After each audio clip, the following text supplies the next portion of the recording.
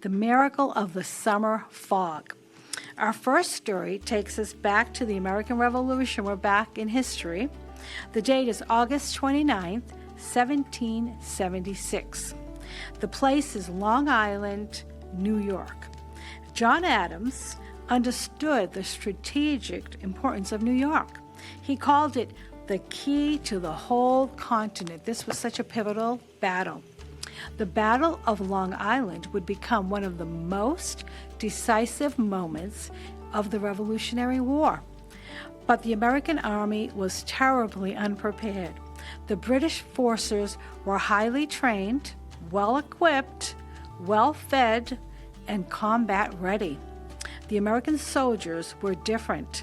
Many lacked military experience. Some were only 15 years old, which is true. They lacked weapons. They lacked uniforms. We talked about this before. They lacked resources. Some ate twice a day on good days and nothing at all on bad days. The British Army numbered approximately 30,000 troops. Can you imagine? The Americans only had about 9,000. Then hundreds of British ships sailed into the New York harbor. I can remember when I was reading this thinking, they must have felt so defeated.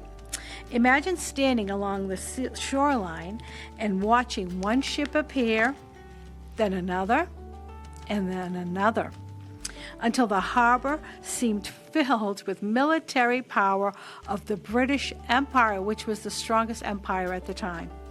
The Americans were surrounded.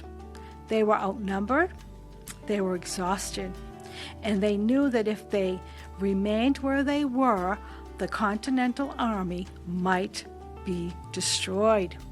And when you read the story of the Continental Army, what you'll find is basically General Washington just ran from the British, and occasionally he stopped and fought and would win. So this is one of those incidences. If the army were destroyed, the revolution might end. George Washington understood the danger. His army needed to escape across the East River, but moving 9,000 soldiers silently across the water under the watch of the British Army seemed impossible. It did seem impossible.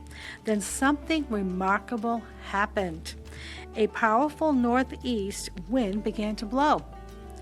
The wind prevented the British from moving forward. They couldn't move any farther. But Washington still needed more time. The evacuation continued throughout the night. Soldiers quietly boarded small boats. Oars moved through the dark water. Men waited silently along the shore.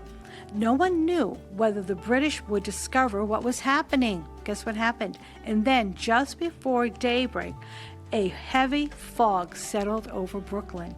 Not an ordinary fog, a fog so thick that one soldier later exclaimed, "You could scarcely discern a man at 6 yards distance."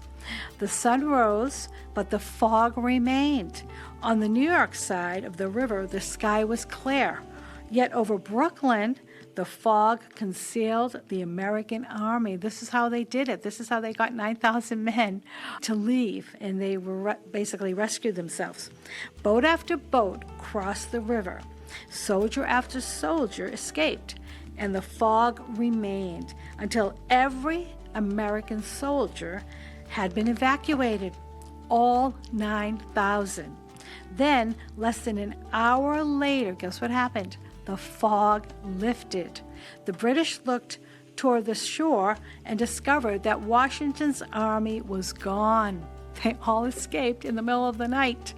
And so they were able to get away from the British, which is what they did throughout most of this war.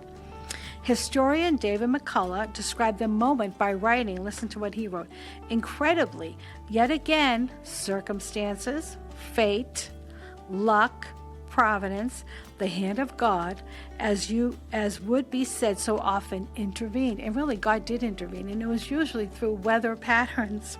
Was it a coincidence? Was it providence? Those who stood on that shore understood that something extraordinary had happened. An army that should have been destroyed escaped, and the revolution continued. So that pivotal battle was won through, like I like to say, weather patterns. Sometimes God does not remove the enemy. Sometimes he sends a wind. Sometimes he sends a fog. Sometimes he simply makes a way where there appears to be no way. So that's a story of an impossible situation where God intervened. So let's look at